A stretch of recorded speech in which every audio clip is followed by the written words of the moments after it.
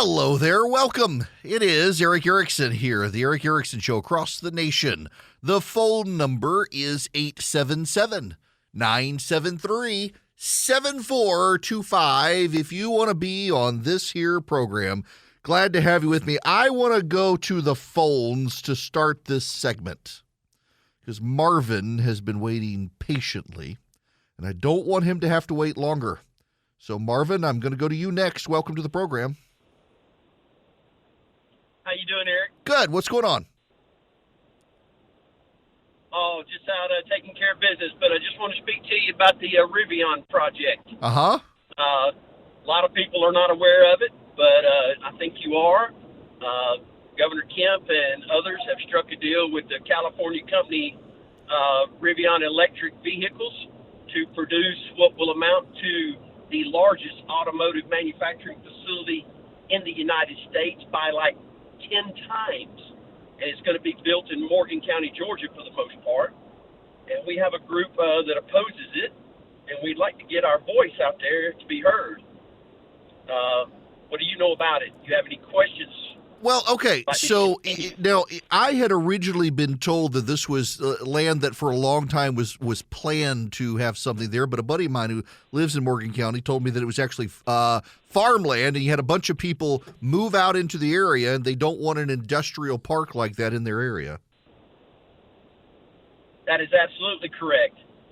Just across the interstate on the south side from where this is to be located, there was land that was owned and purchased by the joint developmental authorities of Walton, Newton, Jasper, and Morgan counties. However, this land is on the north side of the interstate. It all came down at the last moment, and it's close to 2,000 acres, of which most of it is a groundwater recharge system. There is no municipal water facilities for all of us, and those of us that are left to be around it, we're on wells. We have to deal with that. Not to mention that we don't know all the details because we can't get answers, but we believe lithium-ion batteries will be produced on this site. We know they will be used as part of the assembly, but there's going to be hazardous waste, and it's going to run off down the Little River, and it's going to get into Lake Sinclair, Lake Oconee. I don't think the Reynolds Plantation people will be too happy with that. How about you? Yeah, no. So I generally support the development, but I don't support the way that this thing has happened, and I don't know that they can move back to where they had planned to put it. The problem here, one, is I get the desire for economic development, and it would create something like 7,500 jobs, but also, I mean, Morgan County is a beautiful rural county that has a lot of people moving in, building nice homes out there, and there was nothing in the map for them to say, hey, we're building a big plant out here. I would like to be able to find a way to salvage the deal. Now, for those of you calling it, listening nationwide, this seems very Georgia-specific, except it's not. It's actually it has national import. Rivian is a big company that had a public offering. Its shares soared, but after 3 months on the stock market, investors are rather worried that Rivian has trouble increasing production of its pickup trucks and sport utility vehicles and delivery vans. Unlike Tesla that makes those sporty-looking cars, Rivian makes pickup trucks. It's worth about $55 billion, but the stock is down 2/3 from where it was. It is building a giant plant in Georgia. It would employ about 7,500 people. Now, this is the problem, and this is the way it works around the country so much, that there was land, as the caller pointed out. There was a lot of land. It was a development authority. Counties went in, bought the land, and said, we're going to build big development on this land. And everybody knew there was going to be big development of the land. And I thought that's where this was being built till a buddy of mine reached out to me the other day and said, no, that's the problem. That's why people are upset. It's not being built on the land everyone knew it was going to be built on. They moved it to a different lot of land. And the governor of Georgia is in a primary. Donald Trump is out to get him. He's probably going to win the primary, but this area of the state is a very Republican area. And a lot of the Republican voters there are very furious with him for supporting the deal. it seems like there should be a way to salvage the deal, but one way to salvage the deal is they need to look at another site other than the one they're looking at. And also, I don't know about Rivian's long-term prospects, but it is backed by Ford and T. Rowe Price and numbers they want to challenge Tesla. And around the country, as states rush to embrace battery tech and electric vehicles and the like, Georgia wants to be at the forefront of it, but it's not just Georgia. There are other states out there as well that are trying desperately to get these sorts of things, and oftentimes they're moving so quick, they're catching their voters by surprise, and those voters aren't just any voters. They're voters who are also real property owners. Now, Morgan County in that area, it's not an urban area.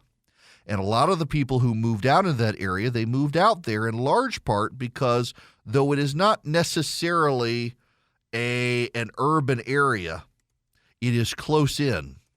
And as a result of that, they can commute in. Morgan County in Georgia, if you know where Athens is, that's the home of the University of Georgia. The interstate runs through Morgan County. Madison is always considered one of the nicest places in America to live. Small town, picture perfect America. It's got a nice downtown. It's nice people. If I moved closer to the city, I would probably actually move to Morgan County into Madison. But there's a little neighborhood outside of Madison that I've been to called Buckhead. It's not Buckhead in Atlanta. For those of you who've been familiar with this movement of North Atlanta wanting to break away called Buckhead, there's actually a real Buckhead in Georgia, and it's out in Morgan County, and it's a tiny town. It's nice. I've been out there. There's a local Baptist church out there. They invited me. One of the things I want to do at some point is I want to do a whole hog roast. I want to invite friends over, and I want to stay up all night with friends, and I want to roast a hog and invite everybody over and have a big deal good time of it. Stay up all night drinking bourbon and smoking hogs. Sounds like a good time. No, we didn't stay up all night drinking bourbon while we were smoking this hog because it was at a Baptist church, and it wouldn't have gone over well. But it was a cool time. They were super nice people, but it's out in the middle of nowhere. And it runs along the northeast side of what becomes Lake Oconee, which is one of the biggest lakes in Georgia. And it's rural. Did I mention that? Off the interstate, they want to build this massive facility out there. And I think they probably need to make sure they know what they're doing. And in fairness, I do have to say that there are a lot of people who support it as well and support the jobs. They're not the vocal ones. The unhappy people are always the most vocal, but it seems like there are more unhappy people than happy people by this coming in out there. And then shout out to Bostwick. Bostwick is a small town. I would live in Bostwick. I was actually, I did the parade. I was the marshal for the parade there. They had a bunch of tractors, and it was gorgeous. My gosh, in the springtime, it's one of the prettiest places I've ever been. All the trees, you got the wild dogwoods, all the trees out there. Bostwick is fantastic. I love that place. If you're looking for a place in Georgia to move, consider Bostwick. It's gorgeous. But that gets me to what I wanted to talk about, these small towns in America. Many of them are small towns that are conservative. And many of these small conservative towns, they have something the media does not like. Do you know what it is? It's something the media really despises. It's like the worst thing in America are in small towns like Bostwick and medium-sized towns like Madison. It's called a Trump voter. The media really hates those. There's this cover story in Politico magazine. It's a big story. I want to read you the headline and the subtitle. Here's the headline. Barbershop confrontations, profane signs and despair, pro-Biden and alone in rural America. And the subheading, rural Democrats suffer in silence, abandoned by a party that they fear has stopped fighting to win the place where they live. In the pandemic's darkest days, a man living across the street. It's like a movie trailer. In the pandemic's darkest days, A man living across the street from a Methodist church in a small town raised a flag in front of his house, emblazoned with the words, F. Biden. Except it wasn't the letter, it was the word. I like Let's Go Brandon better. Means the same thing. Drives the media just as crazy. Can I just say as an aside, I am opposed to, and I think it's a sign of a degraded and vulgar culture, that so many people would do this, whether it's F. Trump or F. Biden, putting up signs, putting bumper stickers on the back of their cars. I don't think it's appropriate. I got kids. I don't think it's appropriate. And particularly if you're culturally conservative and you're a Trump voter, I don't think the gratuitous displays of profanity are a good thing for you or for culture. The corseting of culture is a bad thing. You can say I'm old-fashioned, that's fine, but you know deep down I'm right. Neighbors were so repulsed by this sign by the Methodist Church. They brought it up with church leadership. A resident complained about the profanity to the zoning commission, but never heard back. It wasn't just that the slur offended their sense of propriety. Some here felt a sense of betrayal, too. The flag's owner lived in a home that once belonged to pillars of the church community. They were the man's late grandparents, and when they'd gotten sick, neighbors were called, delivering them home-cooked meals. One church member urged the man to remove the flag. For months, he refused, and his brusque demeanor frightened some people off. He eventually decided to take the flag down, only to replace it with another one, which still hangs outside the house. It reads, Joe and the Ho gotta go. I'm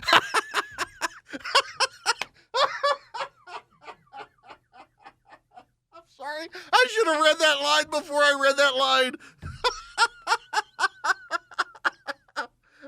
I find that more acceptable, at least. Joe and the Ho gotta go.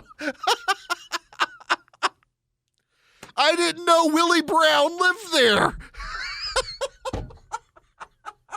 Gosh, I'm sorry. I could, We've never seen this before, says Joanne Fitzpatrick, a Democrat from Du Bois, running through a tally in her head of anti-Biden signs that still cover her town and surrounding communities. I'm not a prude by any stretch, but it's offensive. We've just never seen this level of vulgarity after an election. And so long after the election at that, in a civilized society, we just don't do that. All right. They live in small-town America,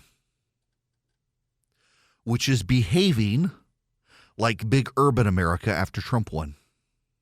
What's remarkable is no one wants to note that in the entire article, the coarsening of language and values and demeanor of small-town America. It used to be so nice. Now it's so mean and so partisan, and they all love Trump, and if you don't love Trump, you don't fit in. There was a story the other day about the villages in Florida, where all the old people go get STDs. I'm sorry, I'm not supposed to say that on radio. I get angry hate mail because I actually have some listeners down there. I should apologize, but y'all know that's the joke there. I mean, you got all these swinging old people down in the villages, and it's deeply conservative. Very conservative. The Democrats don't like it. Y'all, have you not lived in an urban area in this country where they treat Republicans like garbage? You wear a MAGA hat into a Starbucks, they throw you out. They despise conservatives, and the media never wants to run those stories. The media never cares that Democrats are mean to you, but by God, in small-town America, if you hoist an F. Biden flag when in urban areas across the country they have signs that say F. Trump, well, this is not good. This is bad. Those bigoted, rural Republican whites. The poor whites are just so mean to the rich whites out there. Well, the rich whites have been doing it for quite a long time in their urban enclaves where they're deeply intolerant of anyone else. Can we get a clue here? I mean, both sides are doing it to each other. And that's what the story should be. When you have all of these people in their pink hats that are designed to represent a woman's female reproductive organ marching in the streets, or yelling profanity about Trump. What did you think was going to happen? What did you think was going to happen? And now you're upset about it? Well, maybe you shouldn't have started it. Hello there. It is Eric Erickson here. The phone number is 877-973-7425. This hour of the program brought to you by First Liberty Building and Loan. Nationwide, they can help you if you're a small business, wanting to be a big business. You need a loan. Banks are giving you a hard time. Reach out to First Liberty. We're talking really big deals, though. $750,000 and more. You want to buy a building, build a building, something really big? Go to First Liberty, firstlibertyga.com. Tell them I sent you. Firstlibertyga.com is their website. All right, I want to talk to George. George, welcome to the Eric Erickson Show. How are you, George?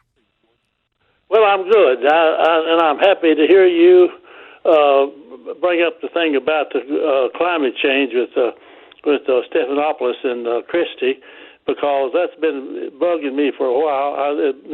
Mostly because the pundits, guys like you and Fox, they don't talk to the common man sometimes. I mean, they use terms like gaslighting, and I know they know what it means. And I know that there's legal issues about things, but still, yeah, if Republicans are going to have a chance, they got to get down and talk to people, like people talk to each other, the voters. Right.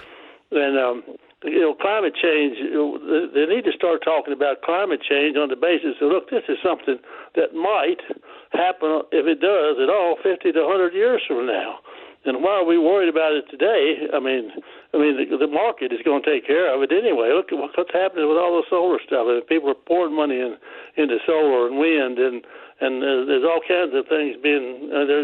Some people got some kind of a scheme now to get hydrogen out of seawater, and stuff. The market's going to take care of climate change, and we ought to be saying, the Republicans ought to be saying this and telling people this, because the average guy, he doesn't know that. Right. All he knows is, well, the climate change, it may get me. Right. I like this warm weather we just had. Never had winter this year in Atlanta. Yeah. The azaleas are blooming in my house now, bloomed all winter. Well, guess what, George? I just looked at the weather forecast, and winter's coming back. Well, I know it'll be back a little bit, but it's always going to be there's always a cold day after the warm days in March. That's just the way it is. Right. But it won't last long. Right. You're right. Look, I appreciate you calling in. Thank you very much for that. And yeah, I think sometimes the D.C. folks in particular, they get so inside of D.C., they talk in their lingo. And they don't talk like ordinary people who are sitting around the Waffle House having coffee, because they don't know them. I mean, and it's hard sometimes. It's one reason, so Brent Bozell at the Media Research Center one time told me, never, ever, ever move to Washington or New York. And I took his advice as someone who knows what he's talking about, and I have always refused to do that. And I think, frankly, that it has helped. To live in middle Georgia and not be surrounded by a bunch of people in those areas who are on my side in those friend circles, but they're speaking jargon and lingo and statutory analysis and things like that. It doesn't help move the needle with people who they're just trying to go fill up their car with gas to get to work, and they can't afford it these days. And you're telling them about oil sands and regulations and the like. It doesn't work. The Republicans have a winning issue if they will talk about this to people and explain to them just how bad the Democrats are on this issue right now, because it resonates. I'm here. Welcome. It is Eric Erickson. If you want to call in, I will allow you to call in. The phone number, should you wish to call in, is 877-973-7425. This one. I know what I'm going to talk about. How do I engage you on this issue? See, I'll tell you. One of the things I like to do is not give you the partisan spin on stuff, but actually analyze the news. Provide you the information. You can make up your own mind. There's this conception, a misconception, about conservative news talk radio, that the host wants you to tell you what to think. I don't want to tell you what to think, but I want to give you the information and analyze it for you so that you can come up with your conclusion. And my gosh, though, the number of conspiracy theorists I've gotten in the last week or so who have looked at all the news and their only conclusion is that, oh, Russia's blackmailing Biden or something like that. I don't buy into that. Spare me your phone calls. But I will tell you this. I'm looking at the news. Just in all honesty and candor, I'm looking at the news. I'm trying to put everything into a big picture. And I can't. And I think that explains the problem. Now, just follow along with me here. I don't want to confuse you. There's not really a bounce in the polling for Biden because people view him these days as more incompetent than anything, and I'm starting to think that's the case. When you run a political campaign, this is something I know about. I used to run political campaigns. You sit down and you analyze the big picture. Who are your opponents going to be? Then you have to do an honest assessment. You think you're the guy and you're running. Who do you think is the major competition? If you're in a general election, it's obvious who the competition is. It's the other party. If you're in a primary, though, you got to wade through the primary. Who do you think is the competition? Okay, now what are their positive attributes? What makes them better than you? And an honest person in an honest world will say this candidate has these qualities that make them better than me.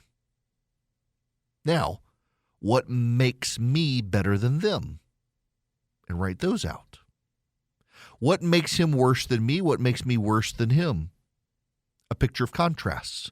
And then you can paint a good contrast between you and that person in order to win and try to neutralize their positives and play up your positives and highlight their negatives in a way that actually isn't you attacking them but playing up your positives. And your strategy then is to convince the voters that you're the better candidate. And then you deploy tactics, and the tactics are the tools to carry out your strategy. And my conclusion from doing that and explaining that to you is when I look at what's going on right now, the Biden administration doesn't have a strategy. They're deploying a series of tactics with no overarching strategy to go along with the worldview. And let me follow this out with you. They want Iran and Venezuela and Saudi Arabia to increase oil production to help us. They don't want us to help ourselves. They want us to be dependent on three regimes, none of which are very savory people, one of which should be an ally, but Joe Biden won't even meet with the guy because he doesn't like him. Two of them are hostile to us and hostile to our allies, and yet we want to make them rich instead of making ourselves rich. That makes no sense. In Southeast Asia, the Indians have been for a long time dependent on Russia for military equipment. But we've been building a strategic alliance with India. Now, why? You need to follow along here. India is a ginormous country of a massive amount of people, second most populous, on a good day, the most populous nation on earth. And they have a land border dispute with China. They're a natural ally. But the Biden administration is considering sanctioning India because India uses Russian military equipment because we have not bothered to strike deals with India on their equipment. And so we're going to punish India because they're a natural ally that for years we've been trying to establish better relations with, as Pakistan has gone to hell in a handbasket. Pakistan used to be an ally, but the extremists have taken over, and India is a natural ally against the extremists in Pakistan and China, and yet the Biden administration wants to in some way impose sanctions on India for having so much Russian military equipment. While all of this is going on, the Biden administration wants to cut a deal with Iran. They're using China and Russia to help us. They're using China and Russia to help us, while also at the same time calling on China to condemn the Russians. But they're not going to. The Russians or the Chinese have doubled down, releasing a statement that while they believe that this should be settled in some way differently than it is, they stand with Russia. The Chinese are not walking away from Russia. They do not believe it is in their interests to walk away from Russia. And yet we have Russia and China, both of which are at odds with us, trying to help us get a nuclear agreement with Iran that benefits from Russia, because remember, the Biden administration has sanctioned Russia, but not its energy exports. And one of the energy exports Russia is allowed to export is uranium to Iran.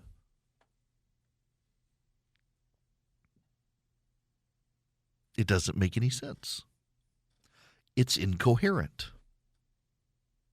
And then we're seizing the assets of the oligarchs. We're seizing the assets of the Russian oligarchs. Now, the Russian oligarchs have built up their financial reserves in American dollars. That matters, and I need to go off on a tangent with you for just a moment before we come back to this. I mean, none of it makes sense to begin with, so I might as well not make sense here. But follow along with me. Hold up. Keep the radio on.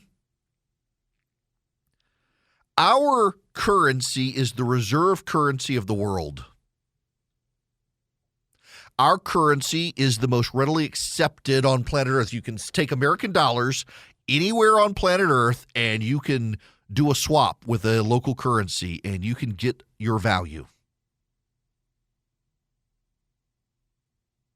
Ours is the reserve currency. Countries around the world hold American dollars in reserve because they know that with the full faith and credit clause of the American Constitution, the United States will always honor its money, and it will always have sound value anywhere in the world. So the Russian oligarchs have put a lot of their money in American dollars, and the Biden administration has seized the money from the Russian oligarchs. They've frozen their accounts. And they've done that to so many people of so many billions of dollars, they're going to convert to Chinese money. And the American government is splitting the world between us and them when we've always been the reserve currency for everyone, including the Chinese for that matter. Even the Chinese are to a large degree dependent on American cash reserves, and we are now incentivizing half the world dropping the American currency as the reserve currency. And that actually has a detrimental effect on us because it makes it harder to trade American currency overall, which makes the exchange rate blow up, which makes it more costly, and that cost is passed on to you and me. The American reserve currency has actually benefited Americans in terms of lower prices globally because our currency is so readily exchangeable, and now the Biden administration risks blowing that up. And then there are the Trump sanctions. Donald Trump imposed sanctions on Russia, including on the Nord Stream 2 pipeline. Biden came in and immediately got rid of them. And now he's put them back. For credit? I don't know. But it totally ignores the fact that Donald Trump was actually harsher on the Russians than Barack Obama was, and imposed more sanctions and evicted more spies and diplomats than Barack Obama ever did. Then there's the failure to act early. I mean, if you take Joe Biden at his word, we've known this was coming since October of last year. We've known Putin was up to something and was going to invade Ukraine in October of last year. And what did Joe Biden do? Stopped the Trump administration's supply of arms to Ukraine. Stopped them. We failed to arm them. And now it turns out, according to the New York Times, The Trump administration, Defense Department, had been training the Ukrainian army. The special forces had been training. And Joe Biden's team had to go back in the weeks before the invasion and re-up the training. They pulled it out. They stopped it. Now they had to rush back in and try to help them. And then in the process of imposing sanctions, gave the Europeans a veto on our sanctions. We could have booted Russia from the SWIFT banking system immediately, and we didn't. We gave the Europeans a veto on it. None of it makes sense. There are only two conclusions that I can draw from looking at the pattern. Either they really do not have a coherent strategy, or they really are helping put China in the more dominant position. And maybe that's what it is. There are a number of people in the Biden administration who have close ties to China. If they presume the Chinese rise is inevitable, maybe they're helping with the glide path. That one actually, though, believe it or not, that one seems too easy to me. That one seems too easy. I don't think this is a matter of Occam's razor. I actually think it's not about China. I actually think the Biden administration thinks that it's doing something smart and sound, not by helping China, but that it's doing something smart and sound in its navigation of world affairs. But it's actually deeply incoherent. I actually think it is the foreign policy of a man who has cognitive decline, who is surrounded by a bunch of progressives, who believe that American power is not actually a good thing. And so they don't have a strategy. They don't have a worldview other than America bad. They don't have a strategy to exercise American power abroad because they are hesitant to use American power abroad. So what they're doing is a series of tactics without a comprehensive strategy. So we're getting ping-pongs back and forth. Russia's bad, but let's rely on the Russians to help us with Iran, which is bad, but let's give them nuclear power, which is bad, but we'll build an alliance with India to contain it, except we won't because we're going to punish them, which is bad. And ping pong, it makes no sense. An administration led by a president with cognitive decline, this is what that would look like. And that's actually my conclusion. It's not to help China. It's not because Biden is on the take. It's not some grand conspiracy of blackmail. It's that the man has cognitive decline, and ultimately, at the end of the day, he still sets the agenda in this White House. You talk to anybody behind the scenes, they say, yeah, Ron Klain calls a lot of the shots, but ultimately it's still Biden. For better or worse, it's still a man who is 80 years old in cognitive decline. The Biden of today is not the Biden of 4 years ago. That's the only thing that ultimately makes sense. The only thing that makes sense is that none of it makes sense because it's a president in cognitive decline. And we are reaping what the voters, 80 million of them, sowed. And it's bad for all of us. Y'all, I've tried to find some coherency to it. I've tried. I've tried to just give you the analysis. These are the things that go on. But my analysis leads me to believe there is no coherency to the Biden administration strategy. And we're all worse off because of it. And the voters, I think, perceive that to be true, which is why his polling isn't recovering despite a rally around the flag moment over Ukraine. Now, I want you guys to rally over Eden Pure, which is a fantastic air purifier for your home. They're portable. Now, listen, they're not a whole house air purifier, but you can get 3 of them, one for upstairs, one for downstairs, one for your basement or your car or your RV. You can get $200 off. You can save more than $200. You get them for less than $200, all 3 of them, by going to EdenPureDeals.com. The discount code is ERIC3. The Eden Pure Thunderstorm, it eliminates odors, it doesn't mask odors, but more importantly, it also cleans up the air. It gets rid of the mildew, the mold, the bacteria, the pollen. You don't have to get a filter subscription. You just wipe it out on occasion. You can hold it in your hand. It's deeply portable. You can take it with you. You get rid of smoky odors in your car, your musty odors in your hotel room, or smoky odors there as well. It works. EdenPureDeals.com is the website. The discount code is ERIC3. You can get 3 of them for less than $200. You're saving $200. You're getting free shipping. EdenPureDeals.com, discount code ERIC3. Hello there. It is Eric Erickson here. The phone number is 877-973-7425. We need a nationwide alert. Listen, first of all, we got people on the phones. They're waiting. I don't have a ton of time here. I want to do justice to your calls, so be patient. After the next break, I'll take your phone calls. But right now, we must do a public service message.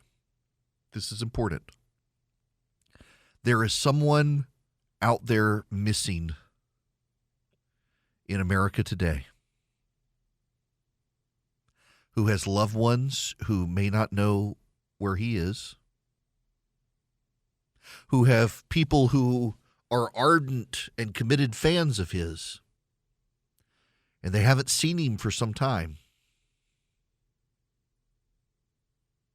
And I feel like we need a nationwide manhunt because he's elderly. We're not sure of his state of mind. We don't know where he is. No, I'm not talking about Joe Biden. No, this is serious. This is serious. And so I need everyone to just be mindful of the fact and keep your eyes out across America. We might need an Amber Alert or something for Dr. Fauci. He has not been seen in quite some time.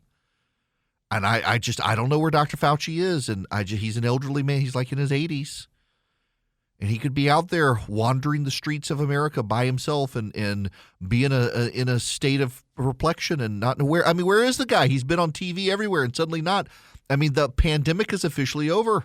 So the Babylon Bee run a story that the Russians are getting the Nobel Prize of Medicine for ending the COVID pandemic by invading Ukraine. It's fascinating how that story went away, and it had so much to do with the polling. Now, listen, I know there are people out there saying, no, actually, it was because the Omicron variant and the decline was so rapid, and so that's why it is. It has nothing to do with politics. No, it came not after the rapid decline of COVID, which was already happening. It came after internal polling for the Democrats, including for the President of the United States, said, take a win, move on, and stop talking about COVID. Everybody's ready to be over it. That means they didn't follow the science. They followed the political science. And Dr. Fauci has now, his 15 minutes are up, and he's had to go back to work, I guess, because he's nowhere to be seen. And he can't be on TV. This came after Dr. Fauci suggested masks may still be necessary, which directly contradicted the Democrats' polling. And now he's disappeared. It's 2022. Things are still crazy.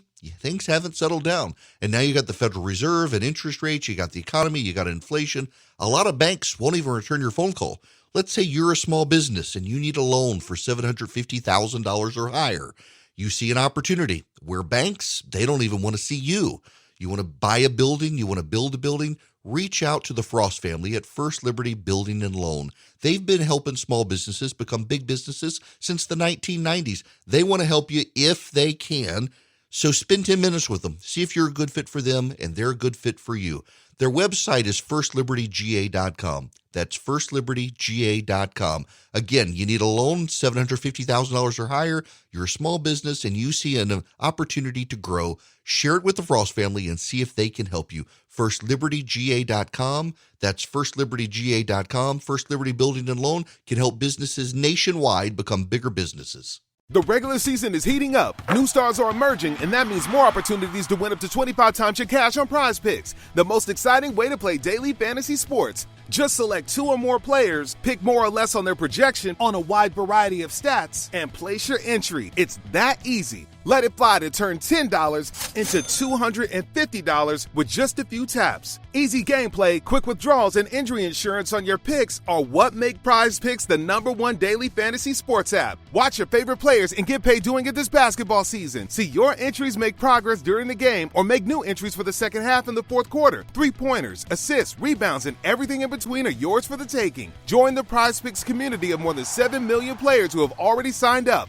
Right now, Prize Picks will match your first deposit of up to $100. Just download the Prize Picks app and use code GET100. That's code GET100 on Prize Picks for a first deposit match of up to $100. Prize Picks. Pick more, pick less. It's that easy.